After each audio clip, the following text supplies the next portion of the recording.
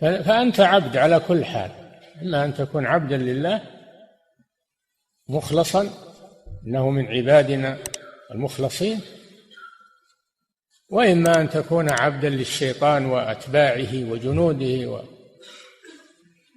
والشهوات. أنت عبد على كل حال، فانظر من أنت عبد له، انظر من أنت عبد له.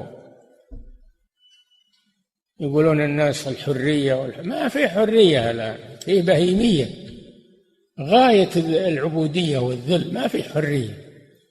الحرية في عبادة الله جل وعلا، هذه الحرية. الحرية في التزام الشرع والتزام الحلال والحرام وتجنب الحرام، هذه الحرية. هذا يعتقك من حرية الشهوات ومن حرية الشيطان، من عبودية الشيطان، عبودية الهوى. هذا اللي يجعلك حرا، وإلا أنت عبد مهما كنت. الله خلقك عبدا، الله خلقك عبدا، ما خلقك إلها ولا ربا، خلقك عبدا.